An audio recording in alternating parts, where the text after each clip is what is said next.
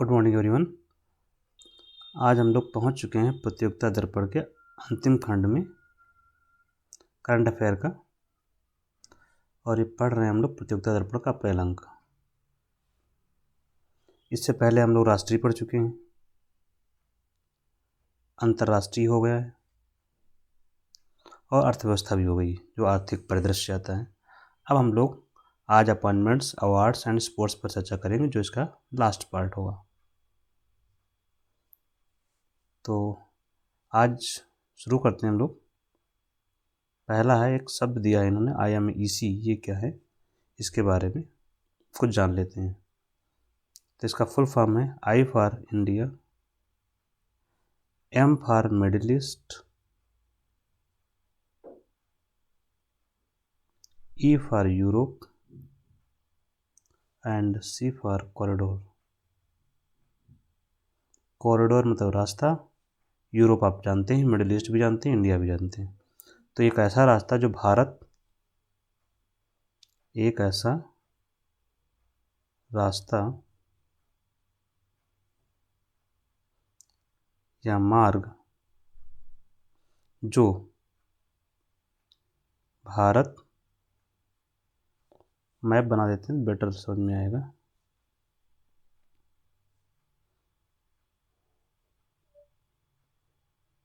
ये आपका अफ्रीका, ये हो गया हमारा इंडिया,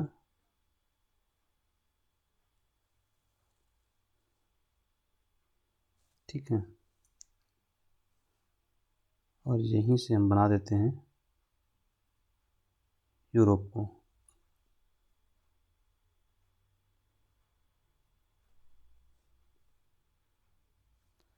तो ये आपका पोर्शन है मिडिल ईस्ट का, इसको बोलते हैं मिडिल ईस्ट। अरब कंट्री वाला जो है उसी को बोलते हैं मिडिल ईस्ट, मध्य पूर्व। तो भारत, ये रहा भारत से मिडिल ईस्ट और मिडिल ईस्ट यूरोप। यहाँ से भारत से यूरोप तक का रास्ता, जिसके माध्यम से हम व्यापार कर सकेंगे, वस्तुएं भेज सकेंगे, ला सकेंगे आसानी से, वैसा एक रास्ता तैयार किया जा रहा है, जिसका नाम रखा गया IMEC, India middle east economic corridor. जैसे CPEC है, चाइना पाकिस्तान इकोनॉमिक कॉरिडोर, ये सेम वैसा ही है, ठीक है। तो ये आपने समझ लिया। ये हमें यहाँ जानना है कि घोषणा इसकी कब हुई थी।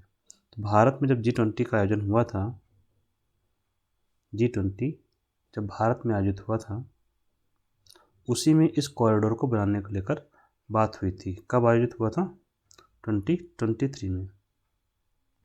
G20 देशों ने इसका समर्थन किया था कि यह एक रास्ता बनाया जाएगा, कॉरिडोर बनाया जाएगा। और ये कॉरिडोर, स्वाभाविक सी बात है, भारत से अगर मिडिल ईस्ट जाना है तो समुद्री मार्ग है, फिर सड़क मिलेगा, तो समुद्री और सड़क मार्ग दोनों को मिलाकर बनाया जाएगा। केवल सड़क नहीं है, केवल समुद्र नहीं है। अब मिडिल ईस्ट से यूरोप जाएंगे तो फिर समुद्र के रास्ते जाएंगे, तो समुद्र और सड़क मार्ग को मिलाते हुए एक रास्ता बनाया जाएगा, मार्ग तैयार होगा, जो भारत, गल्फ कंट्री और यूरोप को जोड़ेगा, जिससे इनके बीच का व्यापार बढ़ेगा, कल्चरल रिलेशंस बढ़ेंगे और व्यापार में इंटीग्रेशन होगा। तो ये IMEC के बारे में बेसिक जानकारी, जिसकी घोषणा 2023 में की गई थी, ठीक है। अब आगे हम लोग चलते हैं। जो मुख्य अपॉइंटमेंट्स हुए हैं हम लोग वो देखते हैं, और किसी का हुआ है तो मुख्य अपॉइंटमेंट हुआ है चुनाव आयुक्त का। मुख्य चुनाव आयुक्त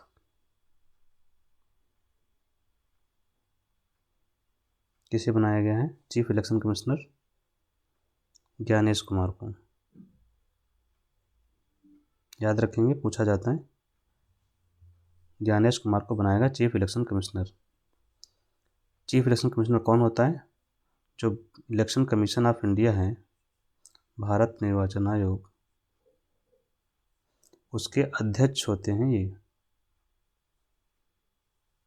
इसमें कितने सदस्य होते हैं? 1+2। एक होता है चीफ इलेक्शन कमिश्नर, जिसके रूप में नियुक्ति की गई है ज्ञानेश कुमार जी की। 2 होते हैं अन्य इलेक्शन कमिश्नर, अदर। 2 अन्य चुनाव आयुक्त होते हैं, वो मुख्य नहीं होते, अन्य होते, अन्य चुनाव आयुक्त होते हैं, अदर इलेक्शन कमिश्नर्स। ये 2 होते हैं।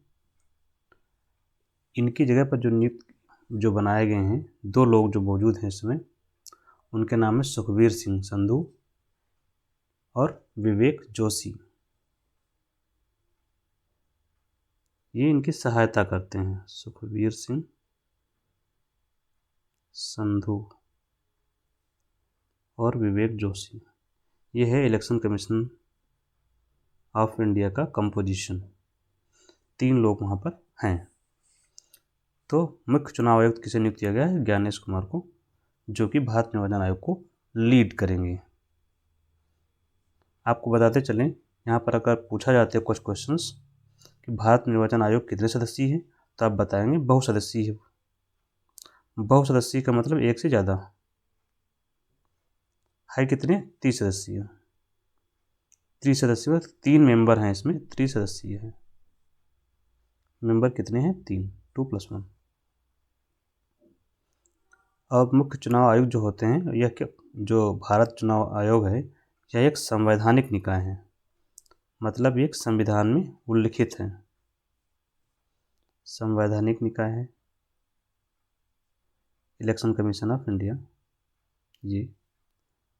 और ये चुनाव करवाता है, जो कि आप लोग जानते होंगे, चुनाव करवाता है। किसके किसके चुनाव करवाता है, ये पता होना चाहिए। तो चुनाव करवाता है आपके, एक तो आपके संसद के चुनाव करवाता है। संसद में दोनों शामिल हैं, लोकसभा के और राज्यसभा के।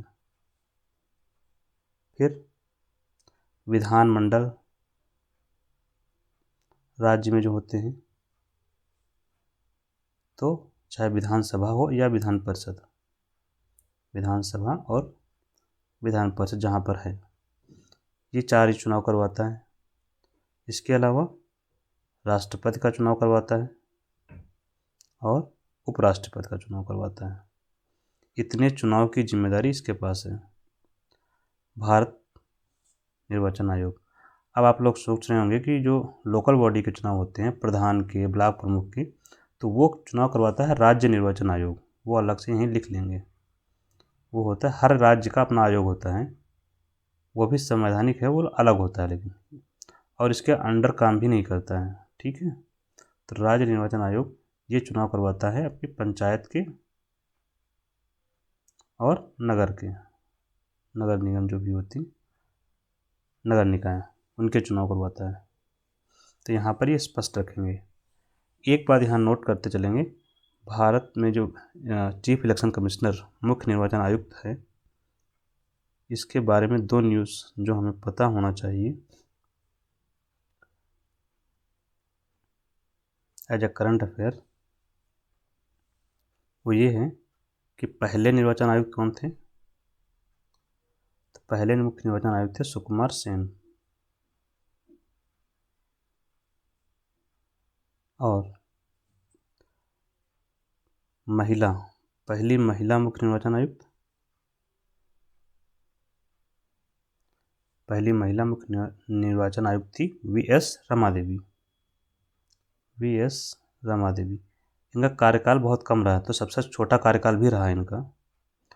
पूछा जाता है कि सबसे लोवेस्ट टेन्योर किसका रहा, मतलब सबसे कम समय तक कौन रहा? तो रमा देवी। 15 दिन का शायद टेन्योर रहा इनका, 15 डेज का, 2 हफ्ते लगभग। तो ये बातें यहाँ पर आपको स्पष्ट हो गई। अभी अगर हमें जानना है तो किसी को रिटायरमेंट कब मिलेगा, इसमें जो मुख्य निर्वाचन आयुक्त चुने गए हैं, जैसे ज्ञानेश कुमार, तो 65 वर्ष या 6 साल,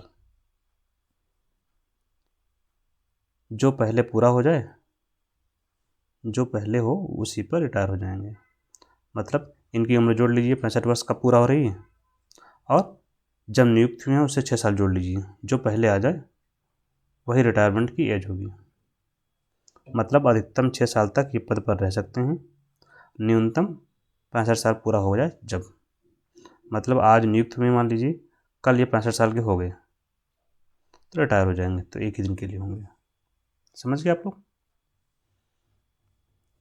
नेक्स्ट न्यूज क्या है,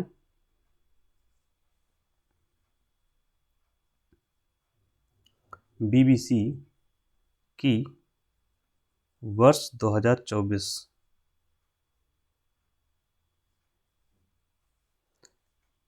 की सर्वश्रेष्ठ भारतीय महिला खिलाड़ी की सर्वश्रेष्ठ भारतीय महिला खिलाड़ी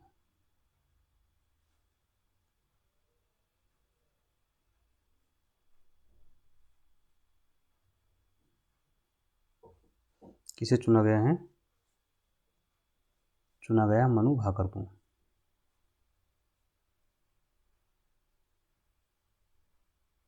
किसे चुना गया, मनु भाकर। तो मनु भाकर ने जो जीता है, ये निशानेबाज हैं, आपको पता होना चाहिए, पिस्टल निशानेबाज हैं।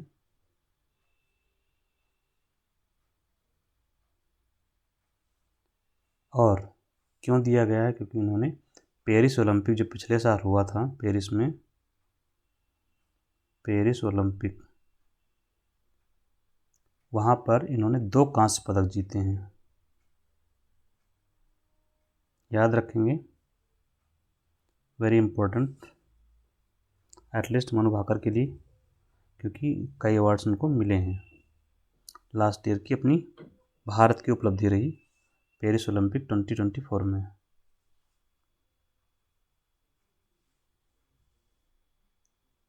नेक्स्ट है लाइफ टाइम अचीवमेंट अवार्ड।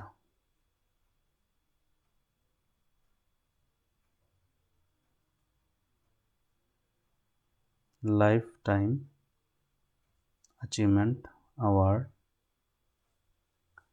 किसके द्वारा दिया गया है, बीसीसीआई का लाइफ टाइम अचीवमेंट अवार्ड, क्योंकि कई संस्थाएं देती हैं। तो क्रिकेट के क्षेत्र में जो लाइफ टाइम अचीवमेंट अवार्ड दिया गया है 2025 का, तो किसको दिया गया, one and only Sachin Tendulkar, who is also called as the god of the cricket, Sachin Tendulkar, जिसके बारे में आप लोग बहुत अच्छे से जानते हैं। तो ये इन्हें ही दिया गया लाइफ टाइम अचीवमेंट अवार्ड। इस अवार्ड को बोला जाता है CK Nayudu trophy, CK Nayudu trophy, CK Nayudu trophy.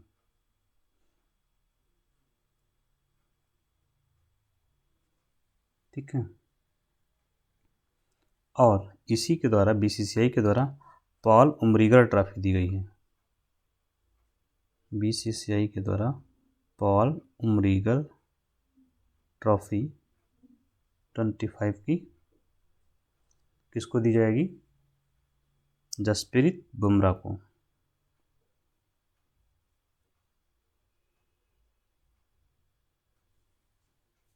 तो ये 2 मुख्य अवार्ड हैं जो बीसीसीआई ने दिया, life time achievement award Sachin को, और पॉल उमरीगर ट्रॉफी 2025 की जसप्रीत बुमराह को दी गई, सर्वश्रेष्ठ अंतर्राष्ट्रीय क्रिकेटर के लिए। सर्वश्रेष्ठ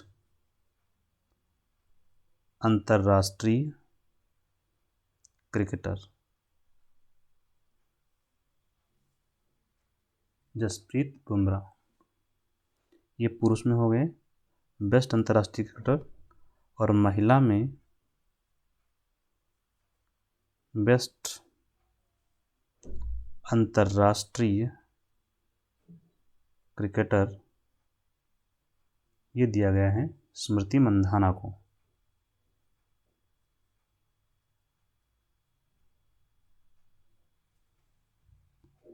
तो ये हमारा अवार्ड खत्म होता है। नेक्स्ट अवार्ड है हमारा ग्रैमी अवार्ड, ग्रैमी पुरस्कार 2025। बहुत इंपॉर्टेंट अवार्ड है, म्यूजिक क्षेत्र का है। यहाँ पर आपको ये पता होना चाहिए किस क्षेत्र का अवार्ड है, तो संगीत जगत का है, संगीत के लिए दिया जाने वाला हाईएस्ट अवार्ड है विश्व का। वितरण कहाँ हुआ? लॉस एंजल्स में।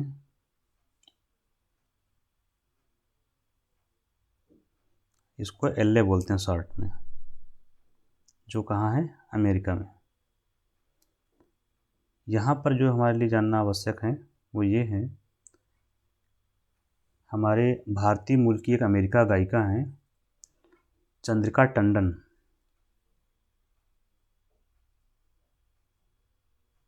उनको भी अवार्ड मिला, Chandrika Tandon, best new age, best new age ambient और चैंट एल्बम का अवार्ड दिया गया है। तो इनको ये अवार्ड मिला है भारतीय मूल की, इसलिए यहाँ पर जरूरी हो जाता है। तो ये ग्रैमी पुरस्कार के बारे में हमने देखा। यहाँ पर ग्रैमी अवार्ड में सर्वश्रेष्ठ एल्बम का जो अवार्ड दिया गया वो हम एक नोट कर लेते हैं, जनरली जो पूछ लिया था कभी कभार। सर्वश्रेष्ठ एल्बम का अवार्ड गया है काउबॉय कार्टर को।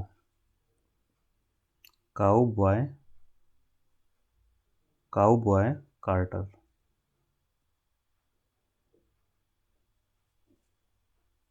ठीक है। इसके बाद बाफ्टा पुरस्कार।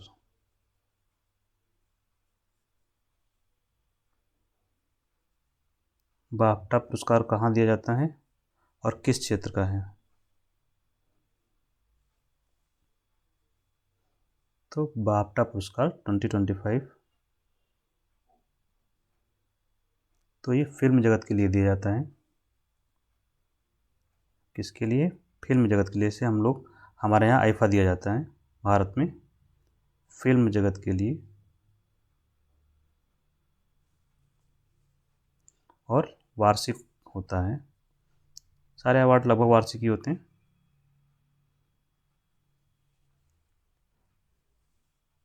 नेक्स्ट इसके बारे में हमें क्या जानना चाहिए?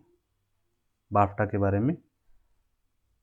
इसकी जो घोषणा की जाती है, ब्रिटेन का है अवार्ड। इसका पूरा जो बाफ्टा का पूरा नाम क्या है?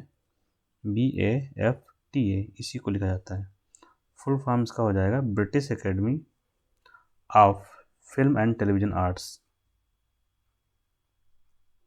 ये आपको British academy of film and television arts, film and television arts award है। इसका वितरण कहाँ होता है? चूँकि ब्रिटेन का अवार्ड है तो वितरण कहाँ होगा? लंदन में। अब इसमें देखते हैं किसको कौन सा अवार्ड दिया गया। तो बेस्ट एक्टर का अवार्ड किसे दिया गया?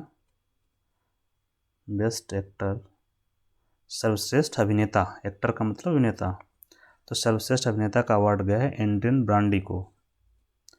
एड्रियन ब्रांडी, ब्रांडी लिखा है लेकिन आप ब्रांडी ही समझ लीजिए तो ये आपका काम हो जाएगा। और बेस्ट एक्ट्रेस, बेस्ट एक्ट्रेस का अवार्ड गया है मिकी मेडिसन को। मिकी मेडिसन, मेडिसिन करके याद कर लीजिए, मिकी मेडिसिन दवा को दिया गया है। और ये जो एड्रियन ब्रॉडी को अवार्ड मिला है, कौन सी मूवी? इनकी मूवी का नाम है ब्रूटलिस्ट।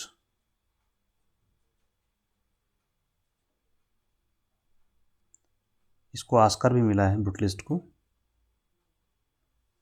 और जो बेस्ट एक्ट्रेस का अवार्ड मिला है अनोरा फिल्म की मूवी है, अनोरा मूवी है जिसकी एक्ट्रेस है मिकी मेडिसन। बेस्ट डायरेक्टर का अवार्ड,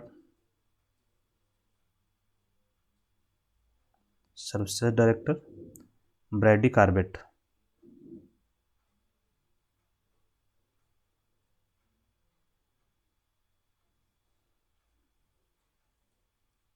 ब्रैडी कार्बेट। फिल्म कौन सी? ब्रूटलिस्ट ही है।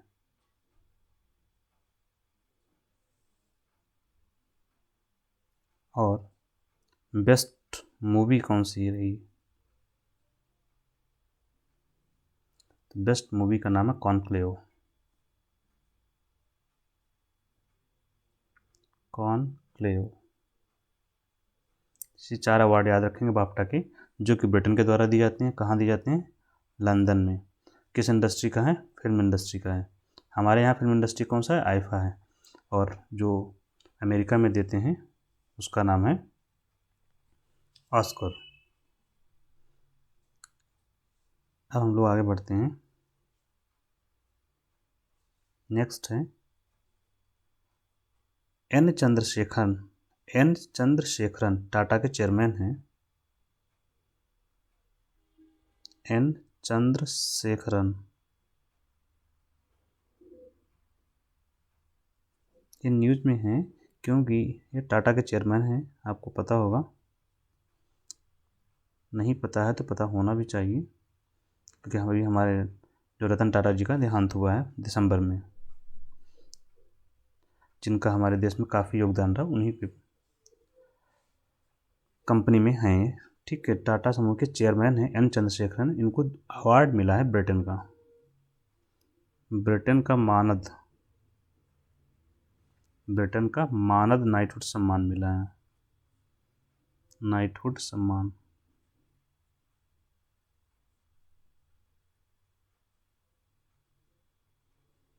ब्रिटेन साम्राज्य का, जैसे जब ब्रिटेन हमारे यहाँ जो शासन करता था तब भी नाइटहुड का अवार्ड जो था वो दिया जाता था। तो अभी एन चंद्रशेखरन जी को दिया गया है फरवरी 2025 में, जो कि टाटा समूह के चेयरमैन हैं। अब हम लोग देखते हैं कुछ जो ऑब्चुरी हुई है, निधन हुए हैं, उनके बारे में, डेथ्स, जो हमारे लिए जानना आवश्यक है। एक है सैम नुजोमा। सैम नुजोमा, इनकी मृत्यु हो गई है, डेथ हुई है। तो ये कौन है? स्वतंत्र नामीबिया के पहले राष्ट्रपति। स्वतंत्र नामीबिया अफ्रीकन कंट्री है कि पहले राष्ट्रपति हैं। पहले राष्ट्रपति थे जिनका निधन हो गया है। ठीक है, नेक्स्ट है नवीन चावला। नवीन चावला, इनका निधन हो गया है। ये भारत के इलेक्शन कमिश्नर रहे हैं, भारत के मुख्य निर्वाचन आयुक्त। अभी ज्ञानेश जी को हम लोगों ने ऊपर पढ़ा, तो उसी पद पर ये थे, मुख्य निर्वाचन आयुक्त 2009-10 में।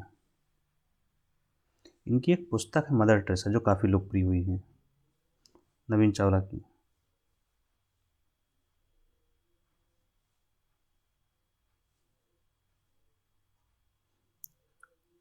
मदर टेरेसा इनकी एक बुक है, हो सकता है पूछ लिया जाए, तो याद रखेंगे। मदर टेरेसा जी को हम लोग जानते ही हैं। मदर टेरेसा इनकी पुस्तक, कई भाषाओं में इनका अनुवाद भी हुआ है। अब हम लोग जानते हैं कुछ दिवस के बारे में जो सेलिब्रेट किए जाते हैं। दिवस फरवरी माह के,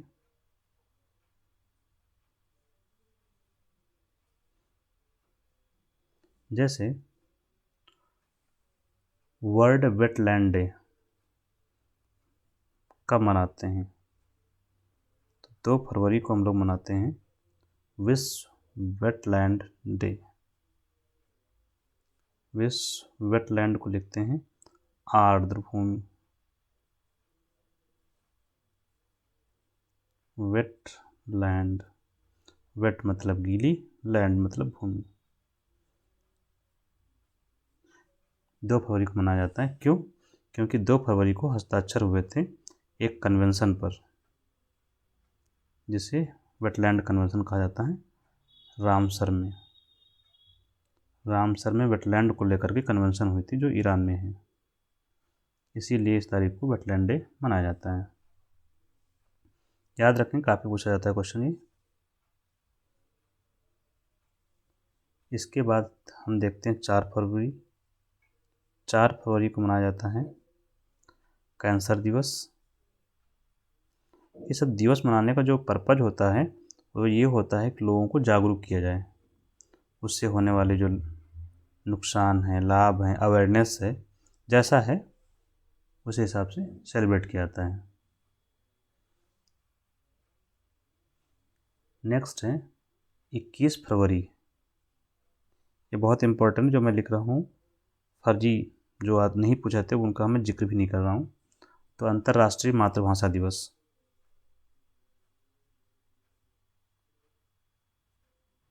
अंतर्राष्ट्रीय मातृभाषा दिवस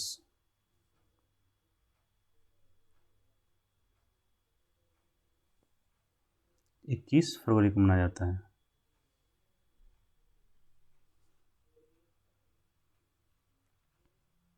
नेक्स्ट है 24 फरवरी। आप लोग नोट करते हुए चलेंगे। 24 फरवरी को सेलिब्रेट क्या करते हैं? केंद्रीय उत्पाद शुल्क दिवस। केंद्रीय उत्पाद शुल्क दिवस। और सबसे इम्पोर्टेंट है हमारा 28 फरवरी, फरवरी का अंतिम दिन। इस दिन मनाते हैं राष्ट्रीय विज्ञान दिवस।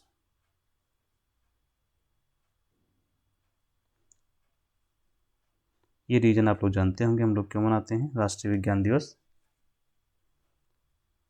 28 फरवरी को,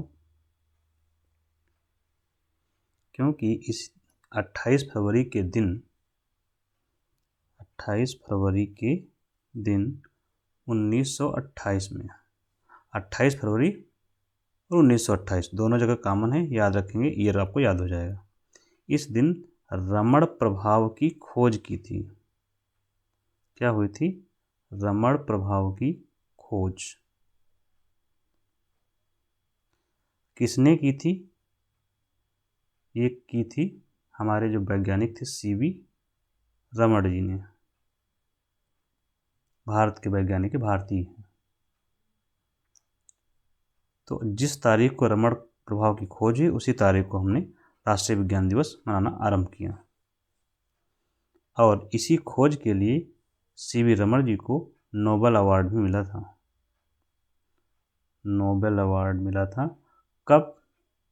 1930 में। तो ये सारी सूचनाएं, इन्फो जो आप याद रखेंगे क्योंकि पूछा जाता है, रीजन भी पूछा जाता है, रमण प्रभाव भी पूछा जाता है। अगर साइंस में देखेंगे किसको मिला था, कब मिला था नोबेल अवार्ड, ये भी पूछा जाता है। अब हम आगे बढ़ते हैं, कुछ पुस्तकों के बारे में चर्चा करते हैं जो चर्चित पुस्तकें रही हैं। तो जैसे the circle of life, the circle of life, ये सुधा मूर्ति जी की है। सुधा मूर्ति को आप लोग जानते होंगे होप सो। एन नारायण मूर्ति उनकी Mrs, the circle of life. दूसरी है द न्यू आइकन, मैं हिंदी में लिख देता हूँ, the new icon, Savarkar and the facts, Savarkar and the facts. इसको लिखा है अरुणा शौरी ने, Arun Shourie.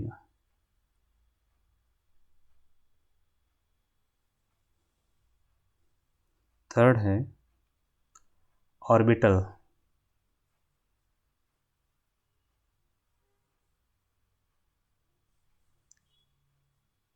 Samantha Harvey, Samantha Harvey. Last है वाइल्ड फिक्शंस, अमिताभ घोष जी की है। अमिताभ घोष की बुक्स काफ़ी पूछी जाती हैं, तो याद रखेंगे अमिताभ घोष।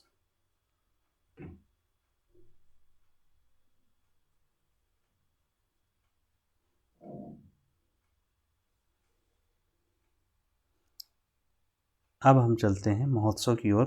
फेस्टिवल्स कुछ मनाए जाते हैं जो सरकार के द्वारा कुछ आयोजित किए गए हैं, उसमें से एक है आदि महोत्सव।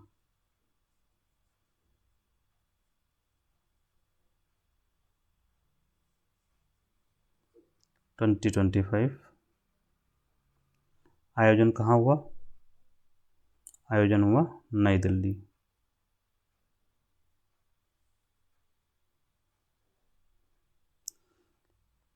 इसे जाना जाता है राष्ट्रीय जनजाति महोत्सव के नाम से। तो ये जनजातियों से जुड़ा हुआ महोत्सव है, जहाँ पर उनके द्वारा लाए गए राष्ट्रीय जनजाति महोत्सव के नाम से जाना जाता है। इसको के नाम से भी जाना जाता है, राष्ट्रीय जनजाति महोत्सव के नाम से भी जाना जाता है। आयोजन कौन करता है?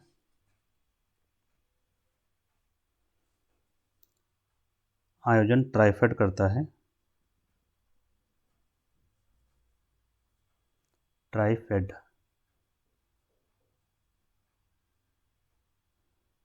ये क्या है? ट्राइफेड एक संस्था है जो जनजातीय मंत्रालय के अंतर्गत काम करती है। ट्राइफेड कभी कभी इसका फुल फॉर्म पूछ लिया जाता है, तो मैं लिख देता हूँ। फुल फॉर्म है ट्राइबल कोऑपरेटिव। ट्राइबल मतलब जनजाति, cooperative tribal cooperative marketing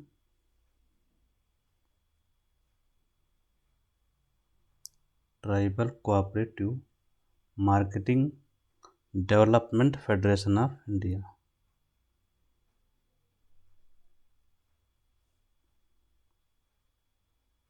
development federation of India ये है संस्था जिसने इसका आयोजन किया था। ये काम करती है कौन से मंत्रालय के अंतर्गत? नाम है जनजातीय कार्य मंत्रालय। जनजातीय कार्य मंत्रालय, ट्राइबल मिनिस्ट्री के अंतर्गत काम करने वाली ये संस्था है। ये जो आयोजन हुआ आदि महोत्सव का, यहाँ पर कुछ जो है हस्तशिल्प, खान पान, इन सब चीज़ों को लगाया गया था, प्लस कुछ नृत्य भी प्रस्तुत किए गए जो आदिवासी कलाकार होते हैं, तो उनके नृत्यों के नाम जो आयोजित हुए वो हम लिख दे रहे हैं। जैसे छऊ है, ये झारखंड में मनाया जाता जो है आदिवासियों के द्वारा किया जाता है। जो पूछा जाता है छऊ है। और कालबेलिया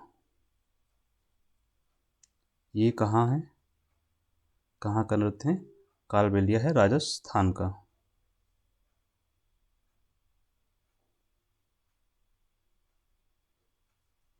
तो ये दो याद रखेंगे। नेक्स्ट है सूरजकुंड मेला। सूरजकुंड अंतरराष्ट्रीय मेला है। सूरजकुंड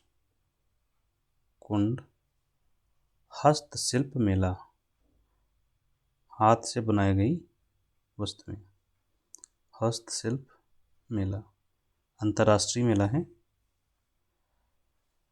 जो कहाँ आयोजित किया जाता है? सूरजकुंड में।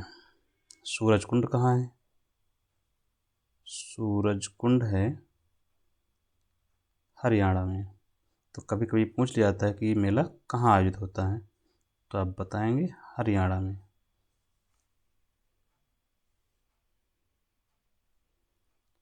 एक और है सम्मेलन, मराठी साहित्य सम्मेलन। अखिल भारतीय मराठी साहित्य सम्मेलन।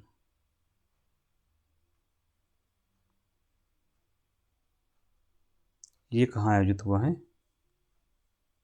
तो ये भी आयोजित हुआ दिल्ली में।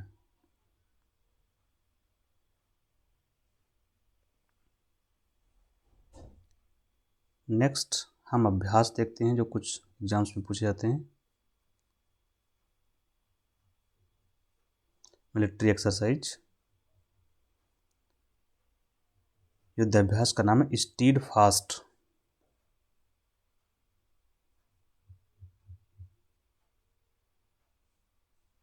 स्टीड फास्ट डार्ट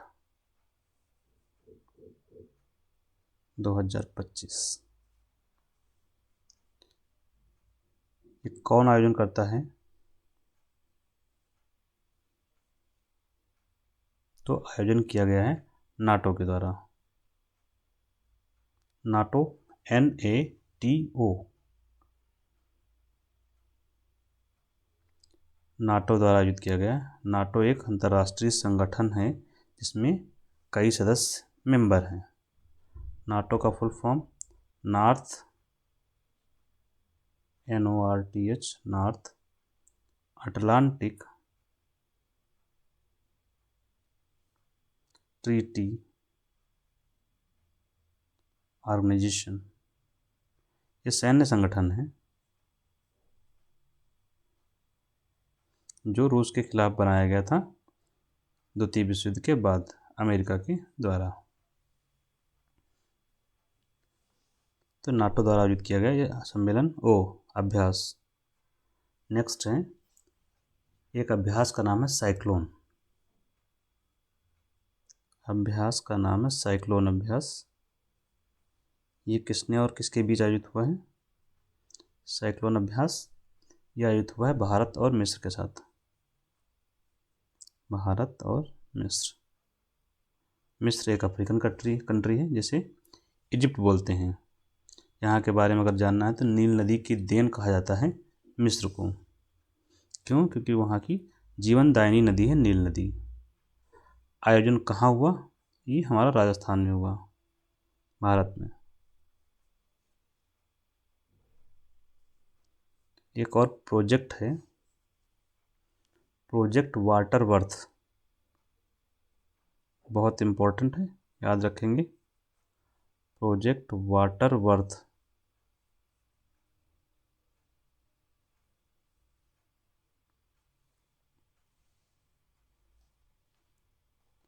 पर्पज क्या है?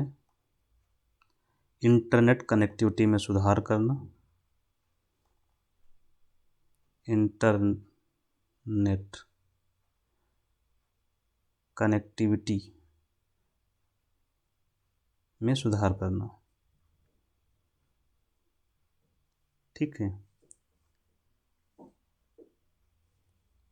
और शुरू किसने किया है? ये मेटा कंपनी द्वारा। अब मेटा कंपनी कौन है आप लोग जानते होंगे। मेटा कंपनी एलॉन मस्क के नेतृत्व में काम कर रही। इसी का जो कंपनी है ये फेसबुक, व्हाट्सएप, इंस्टाग्राम इसी की ऐप हैं सब। फेसबुक खरीद लिया इसने, व्हाट्सएप है, इंस्टा है, ये सब मेटा कंपनी के ही हैं। फेसबुक को भी मेटा कहा जाता है। तो इसी कंपनी के द्वारा प्रोजेक्ट वाटर वर्थ की शुरुआत की गई है ताकि इंटरनेट कनेक्टिविटी में सुधार किया सके और वैश्विक स्तर पर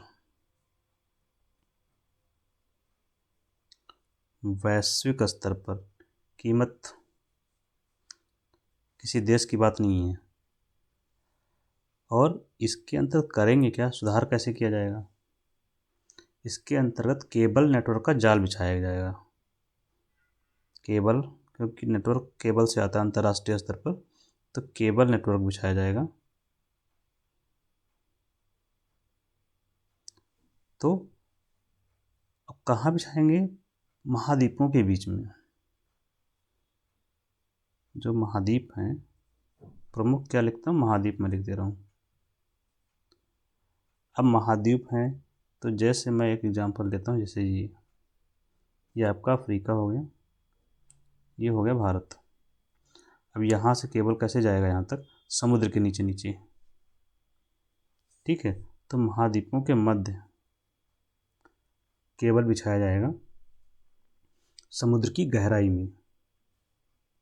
इसलिए इसमें वाटर वर्थ भी है शब्द यूज किया गया है। तो समुद्र की गहराई में केबल बिछाया जाएगा 7,000 मीटर की गहराई तक। याद करने की ज़रूरत नहीं है, बट पता होना चाहिए कि गहराई काफ़ी है, 7,000 मीटर, 7 किलोमीटर की गहराई तक केबल बिछाएंगे और सब आपस में जुड़ जाएगा। तो नेटवर्क की स्पीड क्या होगी, बढ़ेगी। और इसकी लंबाई बताया जा रहा है कितनी होगी, जो नेटवर्क होगा पृथ्वी की परिधि से भी ज़्यादा होगी। ठीक है, तो समुद्री केबल भी बिछाए जाएंगे जिससे नेटवर्क में सुधार होगा। यहाँ आपको याद रखना है कि मेटा कंपनी के द्वारा शुरू किया गया है। वाटर से समझ में आ जाएगा आपको, जल के नीचे केबल बिछाए जाएंगे, केबल से समझ में आएगा नेटवर्क बिछाया जाएगा, और नेटवर्क समझ में आएगा इंटरनेट कनेक्टिविटी में सुधार होगा। और इन सब के बीच में ये सरकार का प्रोजेक्ट नहीं है, सरकारी नहीं है, निजी क्षेत्र के द्वारा किया जा रहा है। इस क्षेत्र में नेक्स्ट है विश्व पुस्तक मेला। ये नई दिल्ली में जो है ऑर्गेनाइज किया गया था हर साल की तरह। विश्व पुस्तक मेला नई दिल्ली में।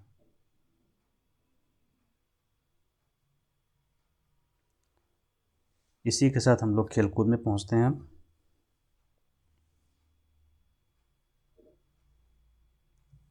स्पोर्ट्स में आ जाते हैं हम लोग कि स्पोर्ट्स में क्या हुआ, मेजर स्पोर्ट्स और कौन कौन से अवार्ड्स मिले हमें, भारत को, या किसने जीते। तो पहला है under 19 2020 world cup. Under 19 T20 world cup. यहाँ पर ये महिलाओं का वर्ल्ड कप है। अभी हम लोगों ने चैंपियन ट्रॉफी जीती न्यूजीलैंड को हराकर, ये भी हमने भारत ने जीत लिया है। Under 19 20 world cup Bharat winner रहा है इसमें। ये दूसरा संस्करण था। आयोजन कहाँ हुआ था, मलेशिया में। आयोजन मलेशिया में। मलेशिया की राजधानी कुआलालंपुर। और मलेशिया कहाँ का देश है, साउथ ईस्ट एशिया का देश है। जब हम लोग मैप बनाते हैं भारत का, तो ये मैप हो गया हमारा। फिर यहाँ से हम लोग नीचे जाते हैं और यहाँ से ऐसे करते हुए ऐसे आते हैं। तो ये जो नीचे का पोर्शन है ये साउथ ईस्ट एशिया का आता है, यहीं पर आपका मलेशिया है। ठीक है, इसकी राजधानी कुआलालंपुर है। इसी ने इसका आयोजन किया था। यहाँ पर एक अजोर कप भी होता है मलेशिया में। नेक्स्ट है इंग्लैंड के विरुद्ध हमने जीती थी 2020 श्रृंखला, T20 सीरीज इंग्लैंड के विरुद्ध। तो ये भी भारत ने जीता था क्रिकेट में। इसके बाद हम लोग चलते हैं शतरंज की ओर। विश्व चैंपियनशिप शतरंज, विश्व चैंपियनशिप।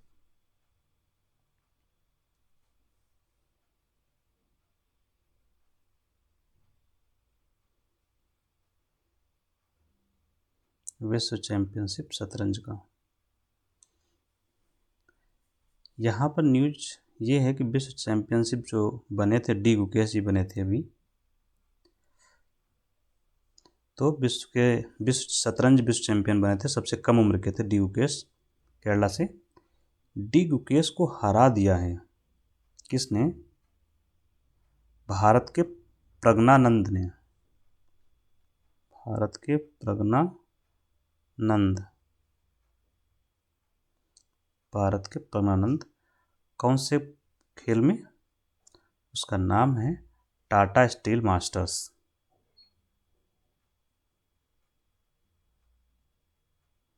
टाटा स्टील मास्टर्स का अवार्ड प्रज्ञानंद ने डी गुकेश को हरा कर जीता है। और डी गुकेश विश्व शतरंज चैंपियन रह चुके हैं, अभी भी हैं, इस वर्ष ही जीता है इन्होंने। तो ये उलटफेर जो हुआ है इसलिए ये इम्पोर्टेंट लग रहा है। Tata steel masters championship.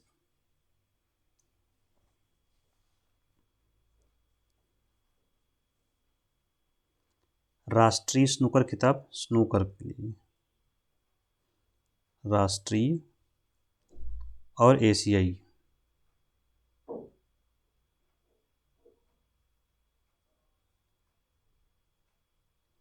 Snooker award,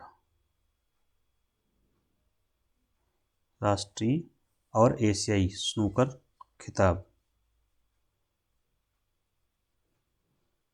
दोनों ही जीते हैं किसने?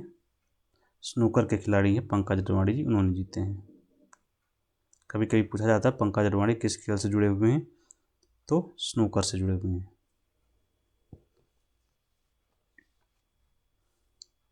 नेक्स्ट, अब हम लोग चर्चा करेंगे one of the most awaited राष्ट्रीय खेल जो अभी उत्तराखंड में हुए हैं।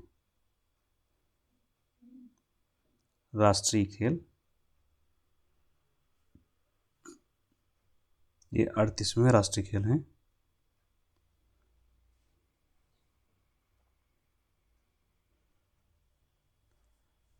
जनवरी और फरवरी में आयोजित हुए हैं 2025 के। तो इसके बारे में कुछ हम लोग समझते हैं, जो क्वेश्चन यहाँ से पूछे जा सकते हैं। तो आयोजन कहाँ हुआ, पहले तो हमें यही पता हो, लोकेशन क्या है। होस्ट कौन था? होस्ट था उत्तराखंड। तो उत्तराखंड के कई शहरों में इसका आयोजन किया गया, किसी एक शहर में नहीं है। कौन कौन शामिल था, पार्टिसिपेंट कौन थे? 28 राज्य स्टेट प्लस 8 यूटी संघ शासित प्रदेश प्लस एक टीम थी सेना की टीम। सेना की टीम ने भाग लिया था। 35 खेलों का आयोजन किया गया यहाँ पर, मतलब 35 खेल खेले गए। इन 35 खेलों में डिफरेंट क्लासेस में किसने कितने अवार्ड जीते वो हम अभी आगे देखेंगे। तो कई शहरों में आयोजित हुआ, हरिद्वार शिवपुरी करके। तो ये जो आयोजन हुआ है उत्तराखंड में, ये पहली बार हुआ है। उत्तराखंड ने पहली बार आयोजित किया है।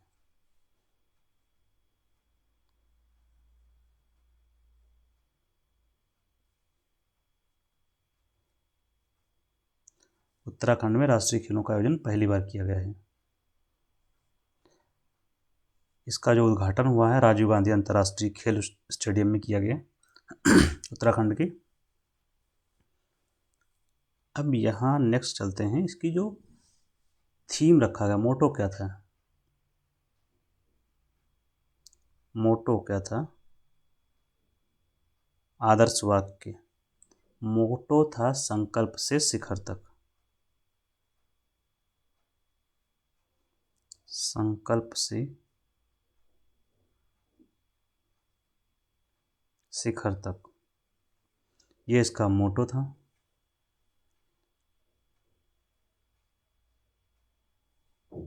नेक्स्ट, अब किसी खेल का मोटो के बाद में हमें जानना होता है उसका मैस्कॉट क्या था। मैस्कॉट को बोलते हैं शुभंकर।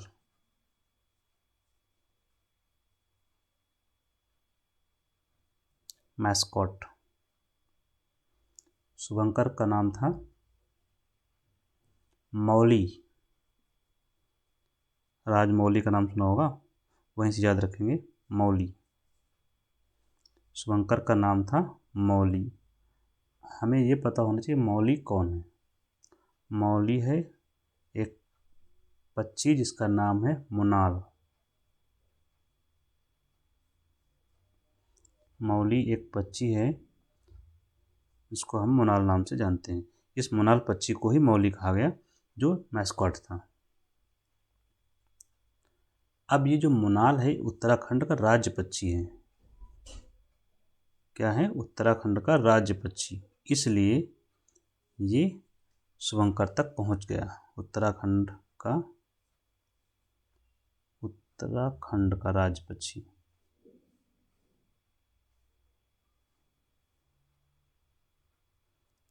उत्तराखंड का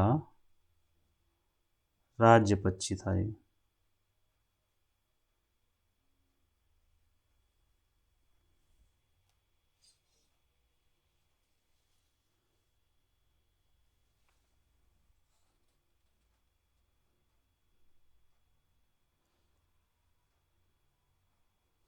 अब हम देखते हैं यहाँ पर जो अवार्ड्स जीते गए, किसने कितने अवार्ड जीते या सबसे अधिक अवार्ड किसने जीते हैं। तो अवार्ड के क्रम में सबसे ज़्यादा जो अवार्ड थे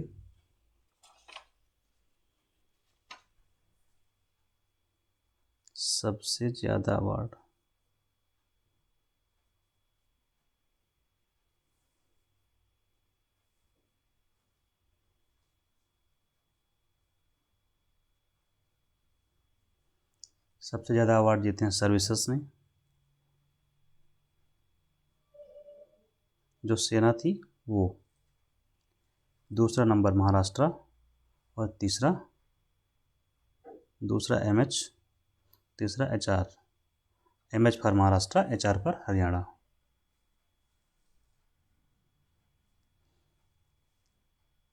नेक्स्ट यहाँ पर एक बात हमें और यहाँ जाननी आवश्यक है। भारत में ये जो खेल हो रहे हैं, राष्ट्रीय खेल 1924 से स्टार्ट हुए, तो 1924 से 1938 तक इन्हें इंडियन ओलंपिक गेम कहा जाता था। इंडियन ओलंपिक गेम कहा जाता था या इसके नाम से जाना जाता था। 1985 से यह खेल आधुनिक ओलंपिक खेलों की तर्ज पर आयोजित किया जा रहा है। पहले इसको जानते थे इंडियन ओलंपिक गेम के नाम से, अब जानते हैं हम लोग राष्ट्रीय खेल के नाम से। और अगला इसका जो आयोजन होना है 2027 में, 2027 में आयोजन जब होगा तो कहाँ होगा? 2027 में आयोजन दिया गया नॉर्थ ईस्ट में, मेघालय को, याद रखेंगे। वन ऑफ द इम्पोर्टेंट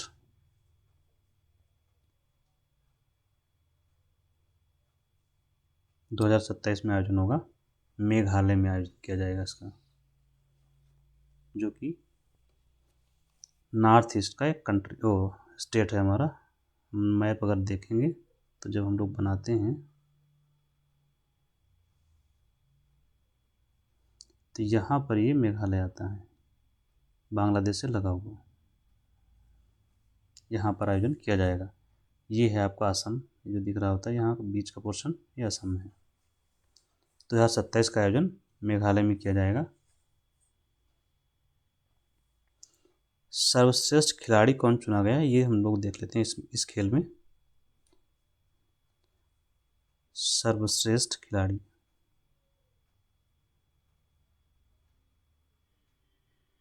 जो पूछे जाते हैं वो मैंने बातें में चर्चा कर दी। सर्वश्रेष्ठ खिलाड़ी दो कैटेगरी में, पुरुष में कौन रहा और महिला में कौन रहा।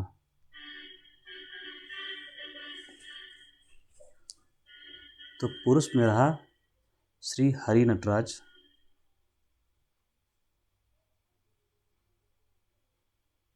पुरुष के सर्वश्रेष्ठ खिलाड़ी हरि नटराज, और महिला में रही धीनिधि दो सिंधु। धी निधि दे सिंधु,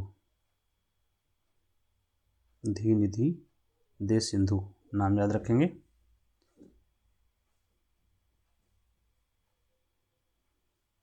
सर्वश्रेष्ठ पुरुष खिलाड़ी श्री हरि नटराज, ये तैराकी के हैं, और दी सिंधु भी तैराकी से हैं।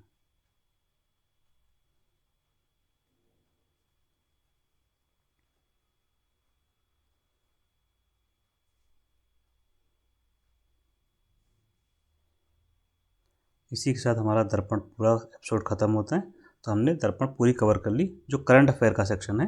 रेस्ट ऑफ सेक्शन जो हम लोग पढ़ेंगे, रेस्ट ऑफ सेक्शन जैसे कि कुछ क्वेश्चंस पूछे जाते हैं, या जो पीसीएस के जो पेपर्स आते हैं, जैसे एमपी पीसीएस का आया हुआ है, इसमें आरएएस का आया हुआ है, तो वो हम अलग से इसी सेक्शन में मिल जाएगा आपको, वीडियो पीडीएफ वगैरह में।